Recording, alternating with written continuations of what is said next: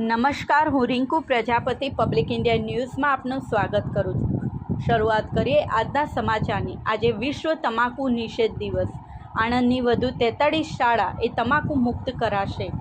દર વર્ષે તારીખ 31મી મેના રોજ વિશ્વ તમાકુ નિષેધ દિવસની ઉજવણી કરવામાં આવે છે। આણંદ જિલ્લા આરોગ્ય વિભાગ દ્વારા ચાલુ વર્ષે તમાકુ ઉદ્યોગની હસ્તક્ષેપથી બાળકોને રક્ષણ આપવું થીમ ઉપર વિશ્વ તમાકુ વિરોધી દિવસની ઉજવણી કરાશે। સમગ્ર ગુજરાત રાજ્યમાં ચરોતર પંથક તમાકુના ઉત્પાદન માટે અવ્વલ નંબરે છે। વિશ્વ તમાકુ નિષેધ દિવસની ઉજવણી આણંદ જિલ્લામાં યોજાશે, જેનો મુખ્ય હેતુ લોકોને તમાકુના ઉપયોગ અને પરિણામો વિશે જાણકારી આપવાનો છે। આણંદ જિલ્લામાં રાજ્યનું સૌથી વધારે તમાકુનું ઉત્પાદન થતું હોય અને તમાકુના પાકથી ખેતમજૂરો તથા જમીન અને પર્યાવરણ પર થતી પ્રતિકૂળ અસરો નિવારવાનો છે।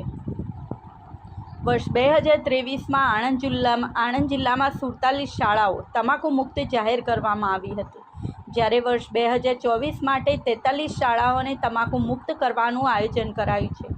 રાજ્યમાં આણંદ જિલ્લામાં સૌથી વધુ તમાકુનો પાક લેવામાં આવે છે। જો તેના બદલે અન્ય પાક તેમજ શાકભાજી ઉગાડવામાં આવે તો અનાજ અને શાકભાજીના ભાવ ઘટે અને ગરીબ બાળકોને પૂરતા પ્રમાણમાં ખોરાક મળી રહે તથા કુપોષણનું પ્રમાણ ઘટે અને તમાકુના પાકથી ખેડૂત તથા ખેતમજૂરોને તેની આડઅસરથી બચાવી શકાય તેમજ જમીનની ફળદ્રુપતા પણ જાળવી શકાય। તમાકુના પાકને વિવિધ પ્રકારના કીટકો અને રોગોની અસર ઓછી કરવા માટે મોટી માત્રામાં રસાયણો, વૃદ્ધિ નિયંત્રકો અને ખાતરની જરૂર પડે છે, જે જમીનને હાનિ પહોંચાડે છે।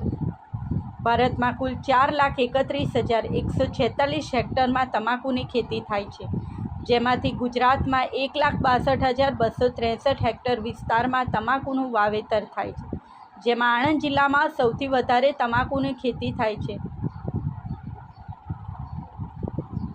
એક દેશમાં ઉગાડેલું તમાકુ એ બીજા દેશમાં મોકલવામાં આવે છે, જેનું પરિવહન ટ્રાન્સપોર્ટ મારફતે થતું હોય છે અને કાર્બન ઉત્સર્જનમાં વધારો કરે છે।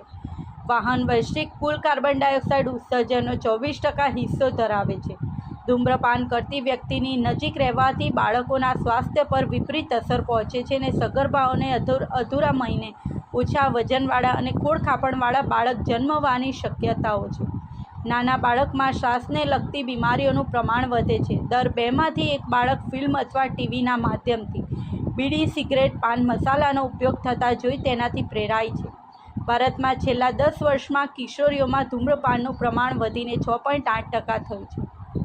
તમાકુના સેવનથી કેન્સર, ડાયાબિટીસ અને બ્લડ પ્રેશર જેવી ગંભીર બીમારીઓ વધી રહી છે અને તમાકુની ખેતી કરતા ખેડૂતો તથા ખેતમજૂરો પર શારીરિક અને આર્થિક અસરો દેખાય છે। તમાકુના પાંદડાને હાથથી તોડતા મજૂરો મુખ્ય રીતે ગ્રીન ટોબેકો સિકનેસના શિકાર થાય છે।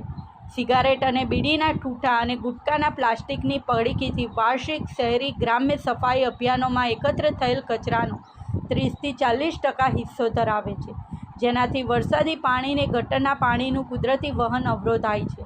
2019માં વૈશ્વિક રીતે સમુદ્ર તટીય અને જળમાર્ગોમાં 42,11,962 સિગરેટના ઠૂઠાઓ એકત્ર કરવામાં આવ્યા હતા। વર્ષ 2023 દરમિયાન આણંદ જિલ્લામાં જાહેર સ્થળે ધૂમ્રપાન કરવા અંગે એક શખ્સને ₹200 દંડ કરાયો હતો, તેમજ 18 વર્ષથી નીચેની વય વ્યક્તિઓને તમાકુ કે તમાકુની બનાવટ વેચવા કે ખરીદવા પ્રતિબંધ હેઠળ 47 શખ્સો પાસેથી ₹4,170 દંડ અને શૈક્ષણિક સંસ્થાઓની આસપાસના 100 વારના વિસ્તારમાં તમાકુની બનાવટનું વેચાણ કરવા પર પ્રતિબંધ હેઠળ 34 શખ્સોને ₹4,130 દંડ મળી વર્ષ દરમિયાન કુલ 82 શખ્સો પાસેથી ₹8,500 દંડ વસૂલ્યો હતો। આ સાથે આજના સમાચારને સમાપ્ત કરીએ છીએ।